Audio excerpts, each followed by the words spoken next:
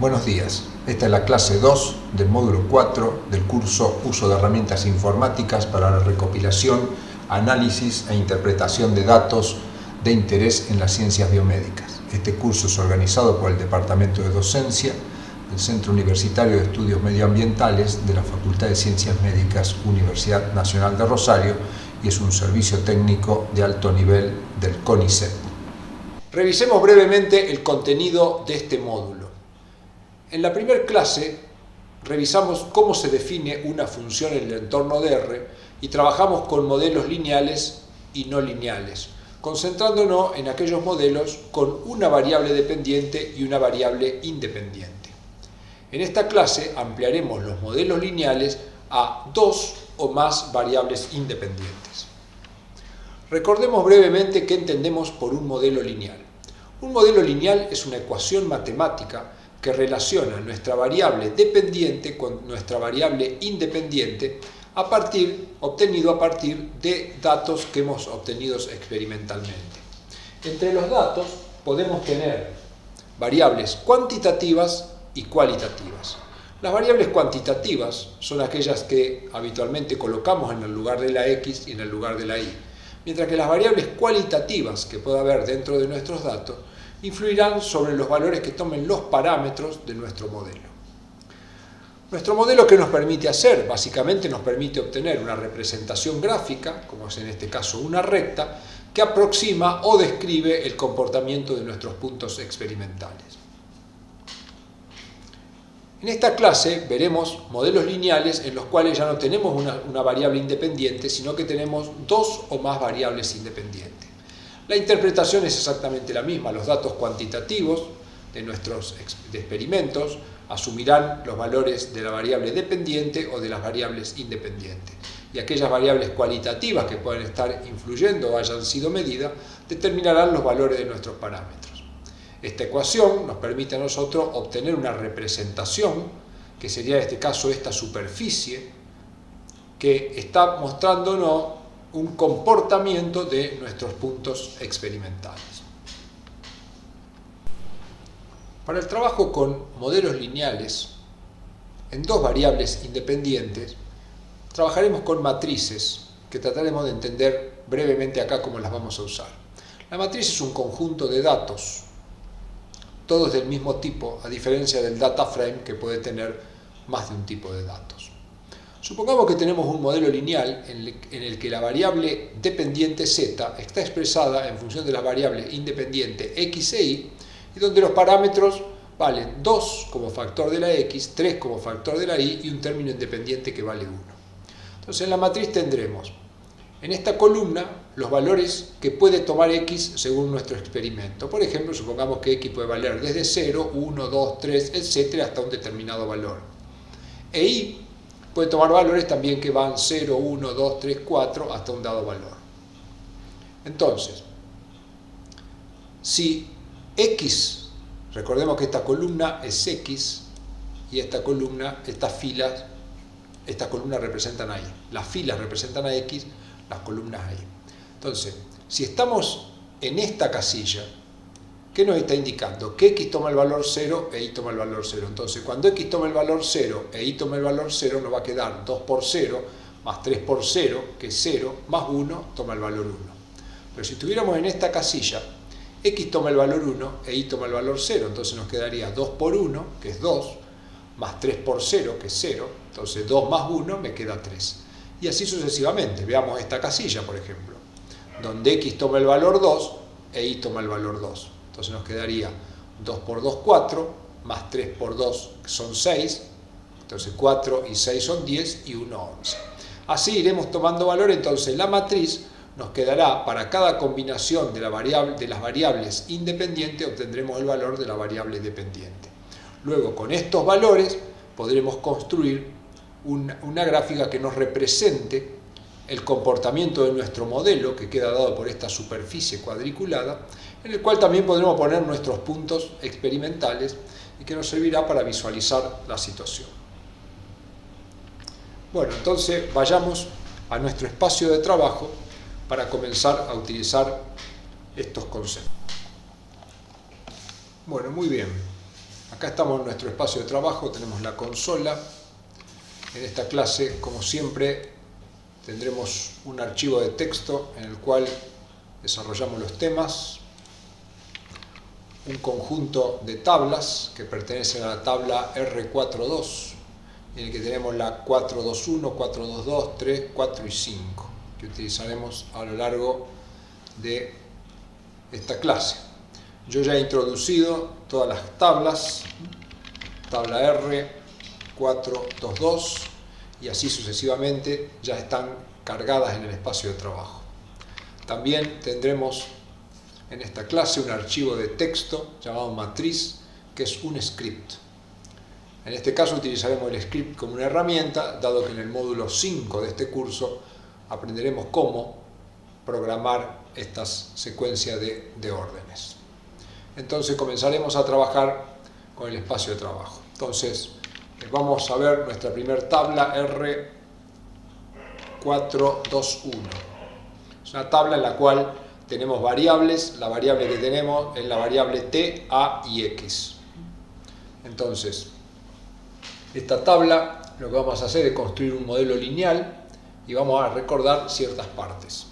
Entonces, haremos un modelo lineal que lo vamos a llamar LM tabla R421.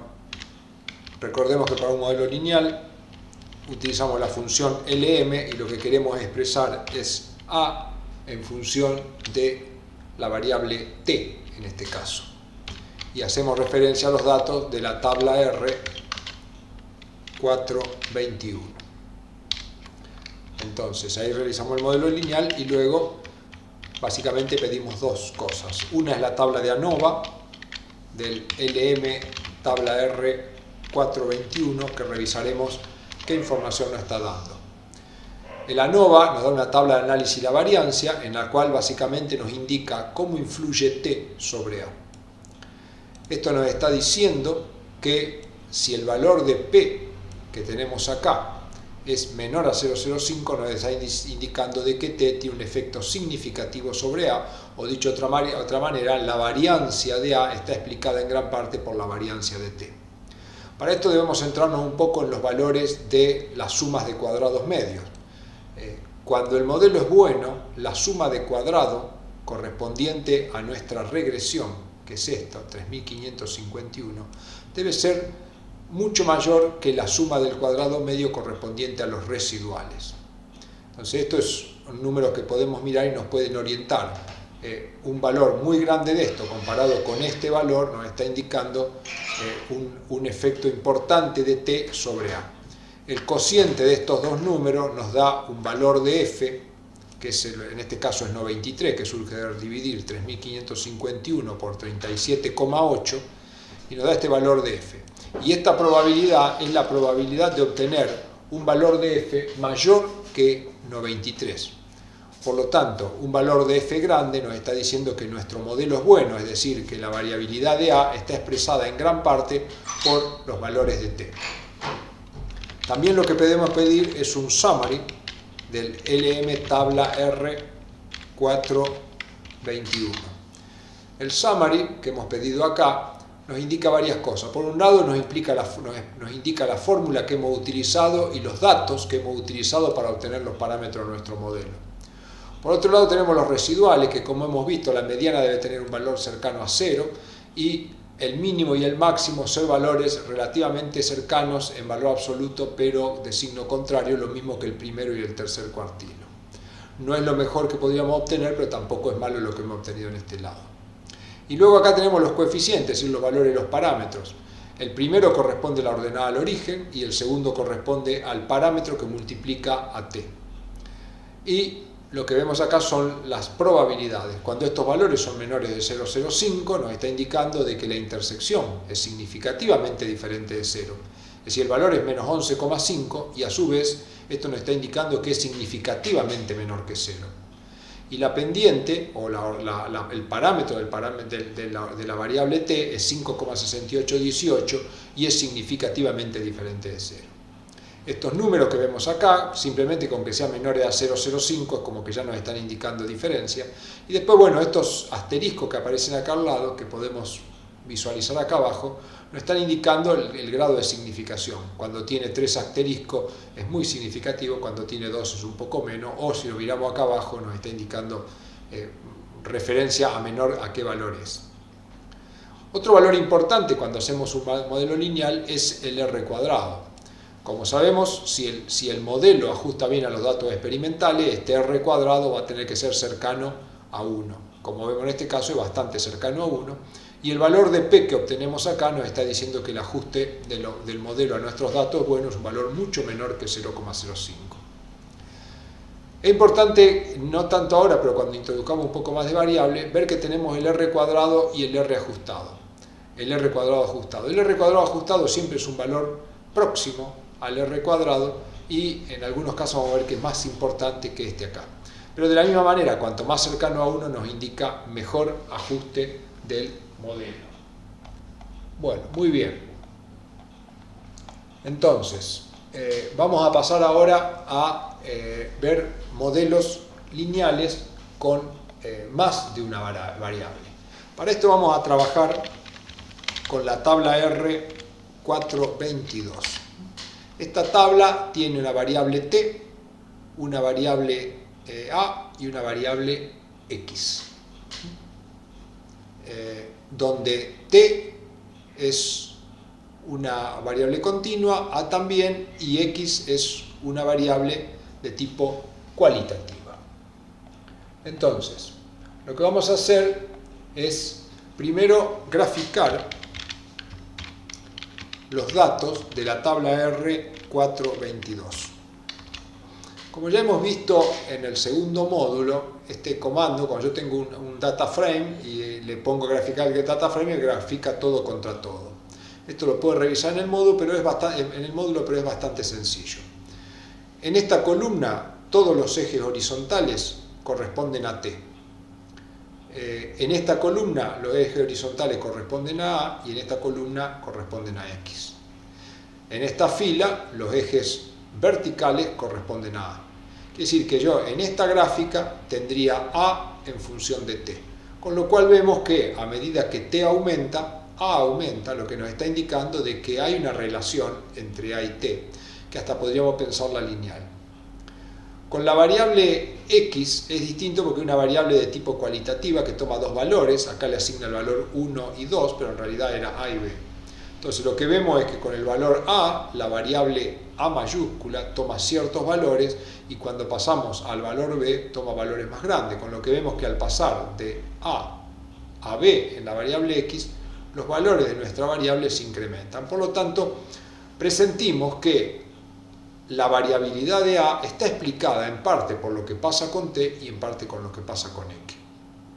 Entonces, teniendo en cuenta estos datos, es que vamos a plantear nuestro modelo lineal. Lo vamos a llamar modelo lineal tabla R422 y a esto le vamos a asignar el análisis. ¿Cómo lo vamos a plantear? Va a ser LMA en función de T más X. Y hacemos referencia a la tabla R422. Ahí hicimos el modelo lineal. ¿Qué diferencia tiene con el anterior? La única diferencia es que hemos incluido una variable más. Entonces, podemos pedir una tabla de ANOVA de este objeto, LM tabla R422, donde veremos la influencia de cada factor. Acá tenemos la tabla de ANOVA y acá nos dice que T tiene un efecto significativo sobre la variable A. O dicho de otra manera, la variabilidad de A es explicada en gran parte por el efecto de T. Mientras que la variable X, ya sea que tome el valor A o que tome el valor B, no tiene un efecto significativo. De esa manera interpretamos esta tabla.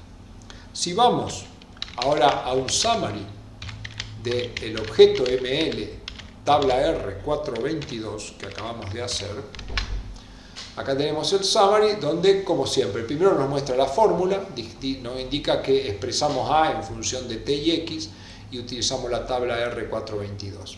Acá tenemos los residuales con la mediana cercana a 0, primer cuartilo positivo, tercer cuartilo positivo, primero negativo, el mínimo negativo, el máximo positivo.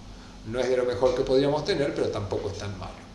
Y acá tenemos los parámetros, la ordenada al origen de nuestro modelo, el parámetro de t y el valor que toma la variable b. Cuando la variable b es cualitativa, nos va a aparecer el valor de un parámetro para el valor b de esa variable, y el software asume que el parámetro para la variable a es 0.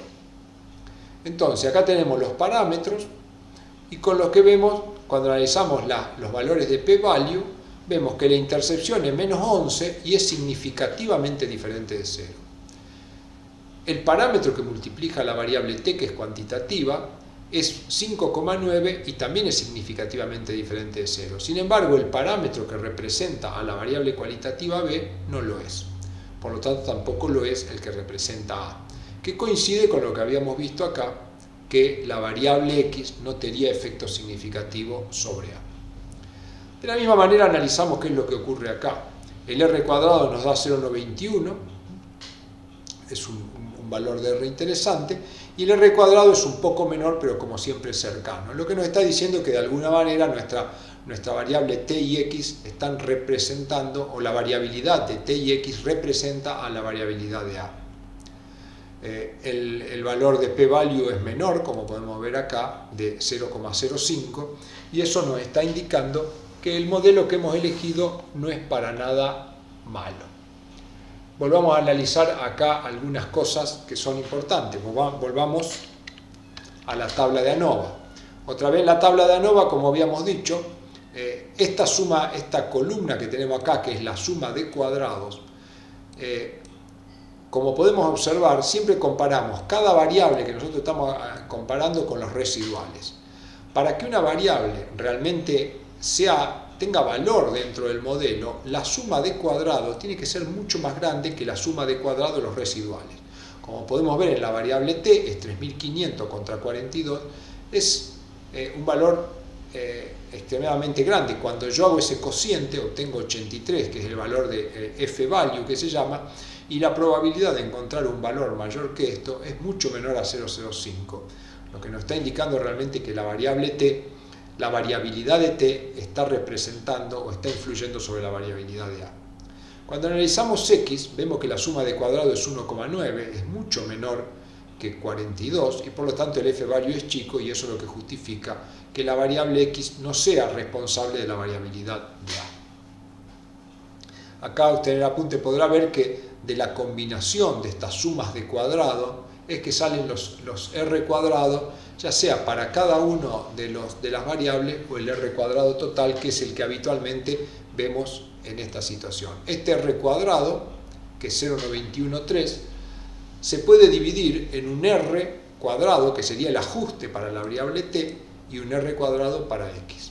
Como es de esperar, como acá la variable t es la que significativamente acompaña las variaciones de a, es lógico que cuando calculemos los r cuadrados de t sean valores más cercanos a 1 que los r cuadrados correspondientes a x. Bueno, muy bien. Entonces, el modelo que hemos aplicado acá, volveremos un poco para atrás, acá lo tenemos, este modelo lineal, se llama un modelo lineal sin interacción, que estamos planteando que la variable t y x son independientes entre sí, pero podría ocurrir que haya interacción. ¿Qué quiere decir si hay interacción entre t y x? Lo que quiere decir que el efecto que va a producir t sobre a no es independiente de cuánto vale x. Eso es lo que nos quiere decir interacción. Entonces, nosotros podemos evaluar realmente si el efecto de t sobre a, como vemos acá, depende o no de la presencia de uno u otro nivel de x. Cuando queremos probar con interacción, lo único que tenemos que hacer en nuestra ecuación es reemplazar el signo más por un asterisco. Al haber hecho eso, lo que vamos a hacer, si hacemos un summary ahora, obtenemos exactamente lo mismo. Nos dice que la fórmula que utilizamos ahora es una fórmula con asterisco, es decir, con interacción. Nos dará exactamente los mismos datos, pero acá cuando vemos los coeficientes nos aparece la ordenada del origen, el coeficiente de t, el coeficiente de xb, y nos aparece un nuevo término que dice t, xb. Este es el término que nos está evaluando si hay interacción. Dice que el coeficiente del término de interacción vale 2, pero no es significativo. Entonces, esto lo que nos está permitiendo decir, bueno, la variable t influye sobre a de una manera que no depende de la presencia de b. Por lo tanto, si cuando hacemos el modelo con interacción no encontramos una interacción significativa, nos conviene volver al modelo anterior, que era trabajando acá con más. Entonces uno puede probar primero con interacción, descarta la interacción y luego pasa al modelo sin interacción. Luego el análisis es exactamente igual. Veamos algunos otros recursos que podemos tener cuando trabajamos con modelos lineales. Para esto introduzcamos la tabla, que yo ya la tengo introducida, tabla R423. La tabla R423 tiene tres variables que llamé A, B y C mayúscula. Tomemos C como la variable dependiente y A y B como las variables independientes y planteemos un modelo lineal. Llamémoslo al objeto lineal model, tabla R423. Dije que voy a expresar C en función de A más B, es decir, no estoy planteando la posibilidad de interacción. Como dato voy a utilizar la tabla R423. Muy bien. Ahí planteé el modelo, me dice, claro, me está diciendo algo extraño acá, porque lo que me está faltando acá es el objeto y eso le calculo, hago el cálculo del modelo lineal. Ahí sí. Entonces, ¿qué he hecho acá? He hecho un modelo lineal donde de mi tabla C es la variable dependiente, A y B son las variables independientes. Y el resultado de ese cálculo del modelo lineal, es decir, la aproximación y cálculo de los parámetros, lo he guardado dentro de este objeto. Entonces, perfecto. Como siempre, si pedimos una nova del LM tabla R423, esto es una revisión, obtenemos acá que A influye significativamente sobre C y B también. O dicho de otra manera, no tenemos que pensar esto como una cuestión de causa-efecto. Lo que uno dice, bueno, que la variabilidad o lo que varía C, de alguna manera es acompañado por variaciones de A y B o explicado por variaciones de A y B, sin necesidad de que eso sea realmente una causa y efecto. Pero en este caso sí planteamos que tanto A como B están relacionados de una manera significativa a las variaciones de C, por lo que vemos acá por los valores de p-value. Y que también podemos comprobar por las sumas de cuadrados medios, 19 contra 1 y 197 contra 1. De ver las sumas de cuadrados medios podemos ver que B es la variable independiente que más influye sobre C, porque como podemos ver la suma de cuadrados medios es 10 veces mayor que para el caso de A. Y eso se refleja en los valores de P. Este es un valor de P de 0,004, mientras que este tendría 6 ceros adelante, indicándonos que es aún más significativo. Si analizamos el summary del lineal model, tabla R423, tenemos lo mismo. Acá tenemos los parámetros, donde podemos ver. Habíamos dicho que por la tabla anterior el parámetro B era más importante que el A, y acá cuando vemos los parámetros de la variable A y de variable B, vemos que el que es realmente significativamente de 0 es el parámetro de la variable B, pero no lo es el de A ni la ordenada al origen.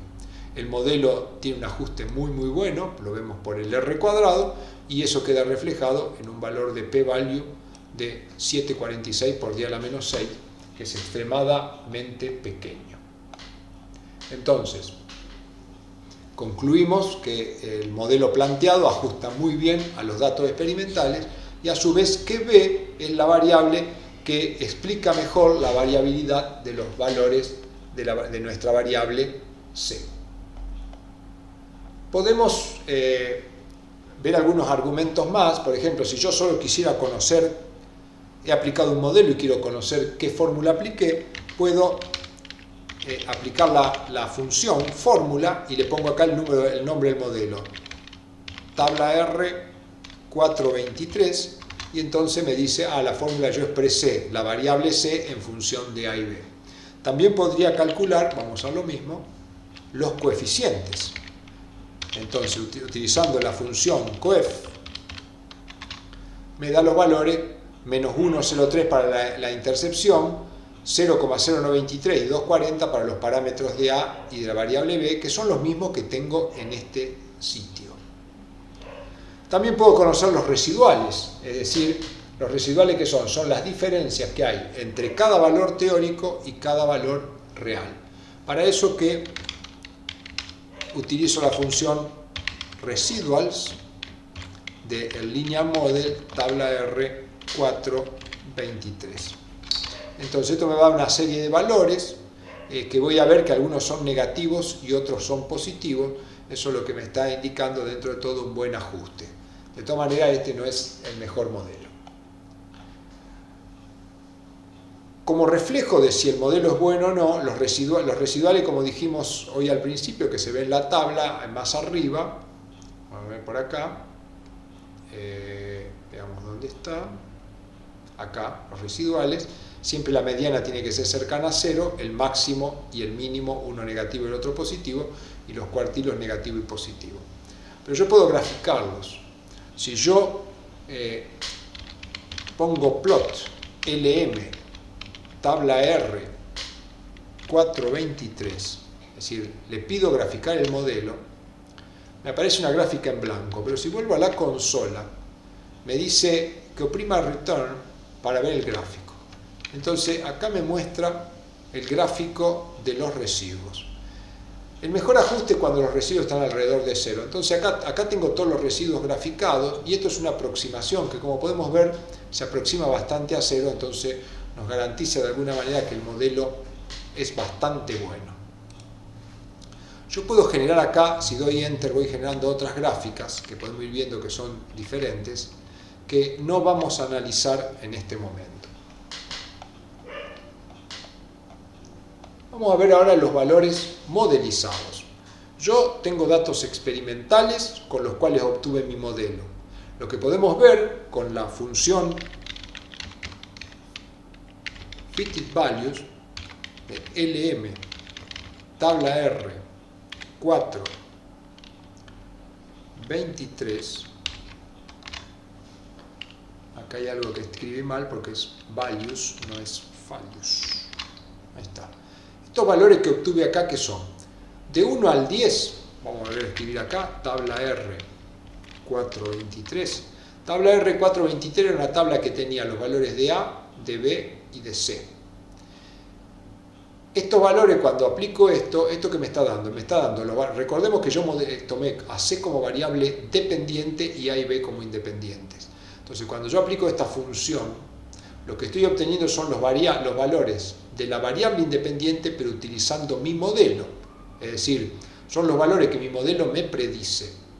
Entonces, como yo puedo ver, por ejemplo, el primer valor experimental era 4 y el primer valor modelizado es 406. El segundo valor era 6 y el valor modelizado es 6,56. El tercer valor era 8 y el modelizado es 8,97 y así sucesivamente. Si sigo viendo, voy a ver que hay una buena correlación entre los valores que tengo de una variable, de la variable medida y de los valores modelizados. Eso también me está indicando que el modelo es bueno. Yo podría hacer una gráfica que me represente esto. Por ejemplo, si yo hago un plot donde pongo como eje X estos valores, es decir, tabla R 423 y 423 peso C, y como valor I pongo lo que escribimos allá arriba, que lo puedo copiar, todo esto.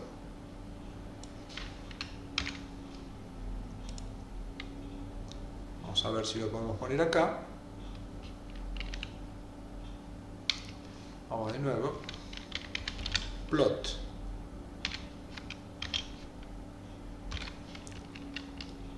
Plot. Tabla R423. Peso C.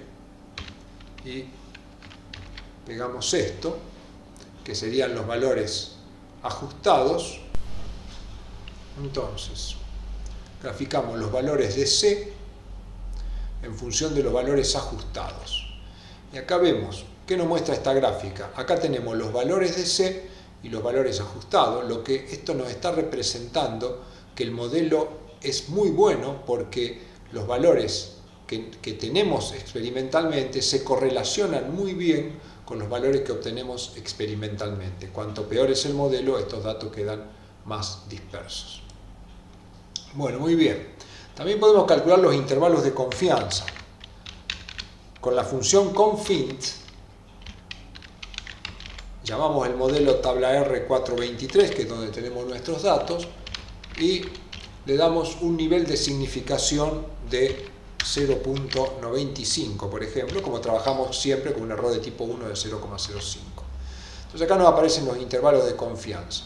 Los intervalos de confianza, ¿qué es? Es un intervalo que nos involucra a cada uno de los parámetros. Entonces, por ejemplo, para la ordenada al origen, el intervalo de confianza es de menos 4 a casi 2. Para la variable A es de menos 0,6 a 0,8 y para la variable B es de casi 2 a casi 3, digamos. ¿Cómo se interpreta un intervalo de confianza? Si el intervalo de confianza entre el mínimo y el máximo está incluido el valor 0, podemos afirmar que ese valor no discrepa de 0 con un error, por supuesto, de 0,05. Por ejemplo, para la intersección, entre menos 4 y 2 está incluido el 0, por lo tanto decimos que la intersección no es diferente de 0. Conclusión que también arribamos en el momento que analizamos el summary. El parámetro de la variable A está entre menos 0,6 y 0,8, por lo tanto también incluye al 0 y el parámetro no discrepa de 0. En cambio, para el modelo B está entre 1,98 y 2,83, que no incluye al 0, entonces decimos que el parámetro de B es significativamente diferente de 0. Bueno, lo que vamos a ver ahora, por último, es cómo graficar un modelo lineal. Por supuesto, para graficar modelos lineales solo podemos graficar modelos lineales de una variable independiente o de dos variables independientes. Lo que vamos a ver ahora es de dos variables independientes. Para esto vamos a trabajar con la tabla R424, que es una tabla que nos da valores de glucemias, valores de glucagón y de insulina medido en ciertas unidades experimentales. Vamos a plantear nuestro modelo LM, tabla R424, y en el cual el modelo va a ser, vamos a expresar la insulina en función del glucagón más la glucemia, es decir, sin considerar interacción, y vamos a utilizar los datos, la tabla R424, para que la función LM nos halle los valores de los parámetros. Acá hay algo que está mal, porque esto es 424, y ahora sí. Entonces ahí hice el modelo lineal, y acá dentro del LM tengo todos los datos que podría ver. Lo que vamos a ver, como siempre, primero es el summary de este modelo. LM, tabla R424, donde vemos que la intersección es significativamente diferente de 0, por supuesto, tiene un punto y es un poquito mayor de 0,05. Cuando tiene un punto, como podemos ver acá, es con un error de tipo 1 del 10%, pero casi la intersección es diferente de 0. Lo mismo pasa con el parámetro del glucagón, que es negativo, y con el parámetro de la glucemia, que es positivo, ahí sí es menor de 0,05. El ajuste del modelo es bueno, 0,88, no tan bueno como los anteriores, pero tenemos dos variables en juego. Y el valor de p-value nos está indicando de que el modelo planteado no es malo para representar la variabilidad de la insulina en base a los valores de glucemia y de glucagón. Como podemos ver acá, evidentemente el que parece tener más, el que explica mejor el efecto de la variabilidad de la insulina es la glucemia, porque es el que tiene el P menor. Si hiciéramos una tabla de ANOVA, volvemos sobre lo mismo que hemos trabajado casi toda la clase, tabla R424, donde vemos los efectos. Acá tenemos el efecto del glucagón, el efecto de la glucemia y el efecto de los residuales. Y acá es donde nos puede llegar a resultar sorprendente. ¿Por qué? Porque la pendiente del glucagón era menos 4 y era apenas significativamente diferente de 0, cuando la glucemia era muy diferente de 0. Sin embargo, cuando vemos el efecto, vemos que el glucagón es el que más determina los valores de insulina con respecto a la glucemia.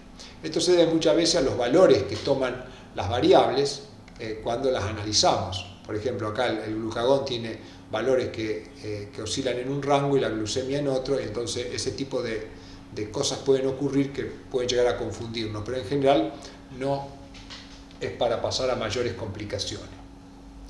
Entonces, muy bien, esto nos está indicando, si volvemos a hacer tenemos acá arriba el summary, esto nos está indicando, voy a poner un numeral para poder escribir, esto nos está indicando que yo podría escribir mi modelo como quedaría, que la insulina es igual a 30,744 menos 4.683, que es el valor acá, multiplicado por el glucagón, más 11,373, que es lo que tengo acá, 11,373 por los valores de glucemia que están dados con G. Es decir, este es mi modelo. ¿Qué quiere decir? Que si yo acá reemplazo un valor de glucagón y acá reemplazo un valor de glucosa, voy a obtener qué valor de insulina tengo, porque como hemos visto, un modelo tiene fines predictivos. Es decir, si el modelo es bueno, cualquier valor de glucagón y cualquier valor de glucosa que yo ponga medido en una unidad experimental similar a la que obtuve mi modelo, me va a dar el valor de insulina. Entonces ese va a ser nuestro modelo con el que vamos a trabajar. Entonces lo que vamos a intentar es graficarlo. Este modelo, cuando tenemos un modelo, lo que nos está indicando es que por cada una unidad que cambie el glucagón, la insulina va a descender 4,683 unidades. Y por cada unidad que suba la glucemia, la insulina va a subir 11,373 unidades. Eso es lo que nos está indicando. Bueno, para graficar, primero vamos a ver cuál es el rango de variación de la glucemia. Para eso utilizamos una función aprendida en el módulo 1, que es range. La glucemia va de 1 a 2,9. Veamos también la variación para el glucagón. ¿Por qué es necesario esto? Porque tengo que construir dos vectores para después poder construir una matriz y graficarlo. Entonces la glucemia va entre 1 y 3, digamos, y el glucagón entre 2 y 5. Entonces voy a crear dos vectores. A un vector lo voy a llamar G, al cual le voy a asignar una secuencia que vaya de 1 a 3, porque lo nuestro va de 1 a 2,9, le puse 3 para redondear, y que vaya de a 0,1 unidad. Entonces esto me genera un vector que tiene una serie de valores de glucemia que van aumentando de a 0,1 desde 1 hasta 3. Lo mismo voy a hacer para el glucagón. Voy a crear un vector que se llame glucagón, pero que va a ir de 2 a 5, aumentando de a 0,1. El vector glucagón tiene estos valores. Entonces, ya teniendo los dos vectores, lo que voy a hacer es construir una matriz. Para construir una matriz, primero tengo que crear, esto también ya lo hemos visto, voy a crear una matriz que se llama matriz tabla R 424. Para crear una matriz uso la función matrix. Como data le voy a poner 0, la creo vacía. El número de filas que va a tener mi matriz va a ser la longitud del vector G, y el número de columnas va a ser igual a la longitud del vector glucagón. Es decir, si el vector G tiene 21 unidades, por lo tanto va a tener 21 filas, y el glucagón tiene 20, y si cuento hasta acá tendrá cerca de 30 columnas. Voy a tener una matriz de 20 por 30. Entonces ahí creé la matriz, me ha faltado seguramente, ahí está. Si yo miro la matriz tabla R 424, acá me aparece toda una matriz con ceros, donde tengo las filas que van de 1 a la 21 y las columnas que van hasta la columna 31, todas vacías. Entonces, esa matriz, ahora la voy a llenar con datos. Para datos, ¿qué voy a hacer? Lo que expliqué en la introducción. Voy a tomar cada valor de glucemia, cada valor de glucemia y de glucagón, y voy a calcular con las fórmulas que habíamos planteado hoy, que está por acá, con esta fórmula, para cada valor que tengo acá en la matriz, para cada valor de glucagón y de glucemia voy a calcular el valor de insulina y lo voy a ir colocando en esta matriz. Eso, para hacerlo, lo voy a hacer con un script. El script ya lo tengo cargado y ya, como le dije, aprenderemos a hacer estos scripts en el módulo siguiente. Es casi el tema específico del módulo 5. Para ejecutar un script es sencillo, se utiliza la función source y se coloca el nombre del script. Mi script yo lo llamé matriz. Y entonces lo ejecuto. Ahí se ejecutó, ¿y qué hizo? Si yo ahora llamo de nuevo la matriz, voy a ver que la matriz está llena de números. ¿Qué son estos números? Son los valores de insulina que corresponden a cada una de las combinaciones posibles de los valores de glucosa y de glucagón. Entonces ahora viene la gráfica. Voy a hacer una gráfica tridimensional. Esto lo hemos visto en el módulo 2. Voy a utilizar la función perspectiva. Como valores de x voy a utilizar una secuencia que va a ir de 1 a 3 y vamos a usar la función sin mucha explicación, tómela así, length out, matriz, tabla R424. Es decir, los valores de X va a ser una secuencia que va desde 1 a 3 y con la longitud que tiene esa tabla. Luego, para los valores de Y es igual.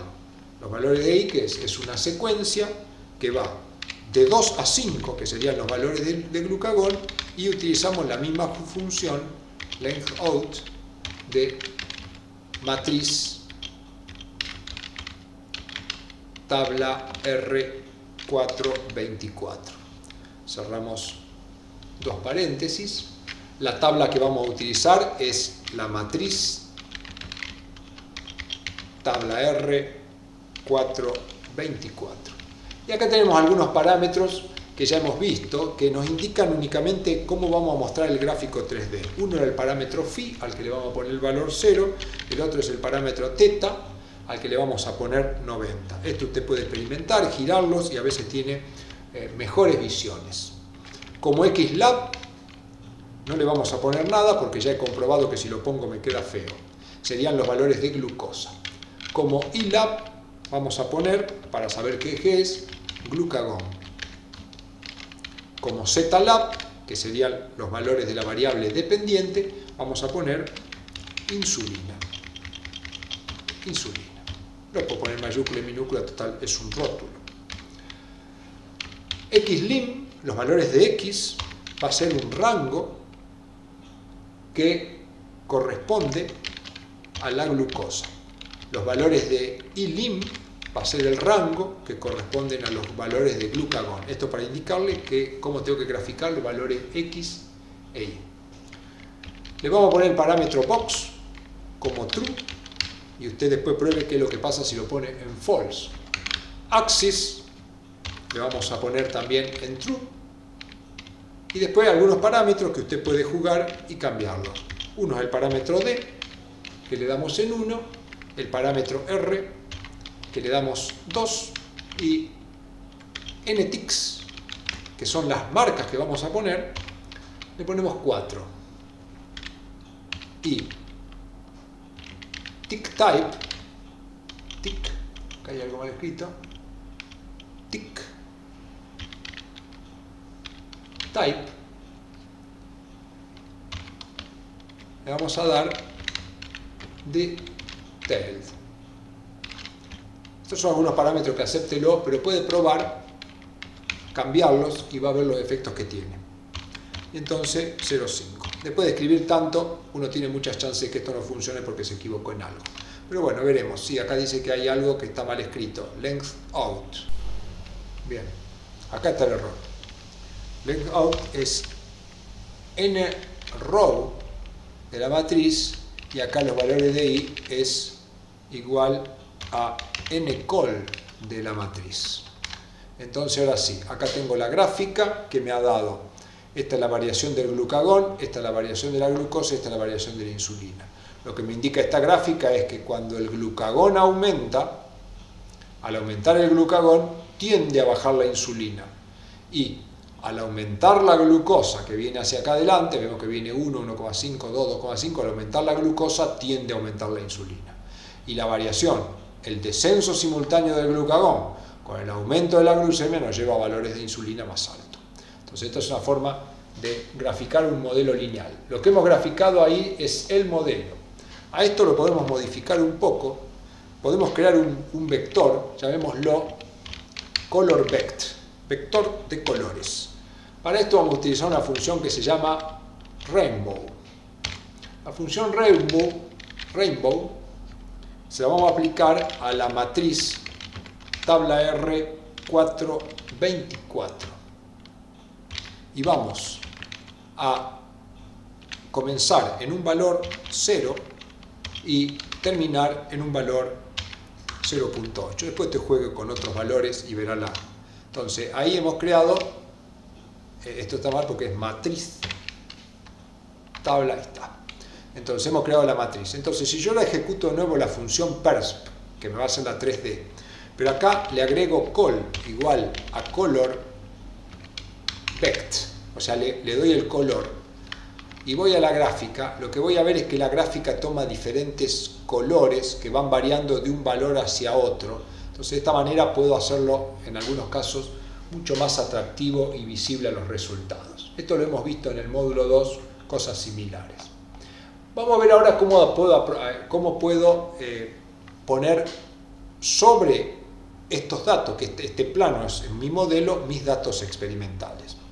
Entonces, lo primero que vamos a hacer es esta función persp, le vamos a sacar el color, vamos a trabajar en blanco y negro, pero por otro lado vamos a asignar todo este código a un objeto que lo vamos a llamar persp tabla R424.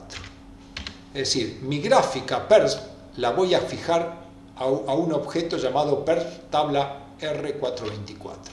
Es decir, que es como que hice la gráfica, pero la gráfica no me aparece. Acá tengo la gráfica, pero digamos queda fijada a un objeto. Entonces, lo que vamos a hacer ahora, vamos a crear un objeto que vamos a llamar mis puntos, para lo cual utilizamos una función que también hemos utilizado, que se llama trans3d. Esta función utiliza la tabla R424, utiliza los valores de glucosa, tabla R424 peso glucagón y tabla R424 peso insulina. Es decir, voy a utilizar los datos de glucosa, glucagón e insulina de mi tabla. Y con el argumento pmat le voy a asignar a ese argumento el valor de mi objeto que tiene la gráfica, que lo llamé persp tabla R424, que es lo que asigné acá. Es decir, yo hice el gráfico y lo asigné a este objeto y ahora acá a pmat le doy persp tabla R424. Entonces ahí lo grafico. Y ahora lo que voy a poner con la función points, agrego mis puntos, le voy a dar el formato 20 de puntos, le voy a dar el tamaño 1, o le podría dar un poco más, vamos a darle 1,5, y color le vamos a dar para que se vea el color red. Entonces, si voy a mi gráfica, ¿qué tengo acá? Acá tengo esta malla que me quedó acá, no es otra cosa que mi modelo, o sea, mis datos teóricos estarían todos sobre ese plano que está dibujado acá, y mis puntos experimentales son los que me quedaron acá.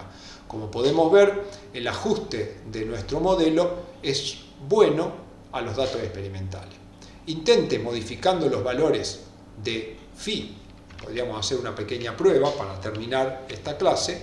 Yo puedo acá, por ejemplo, cambiarle, acá donde teníamos phi, acá me pasé, por ejemplo a phi colocarle 30 grados, grafico esto, luego hago mis puntos y luego hago points y me voy a la gráfica y veo que acá la cambié de posición. Estoy como viendo mi modelo de una manera bien de punta, donde veo el plano como si fuera bien de una manera de de un extremo y ya veo mis datos experimentales, donde ahora veo que no es un ajuste muy bueno, como que me han quedado todos los puntos de un lado del modelo y todos los otros puntos del otro. De esta manera, girándolo puede tener diferentes funciones, diferentes formas de ver y sacar conclusiones respecto de sus datos experimentales y del modelo obtenido.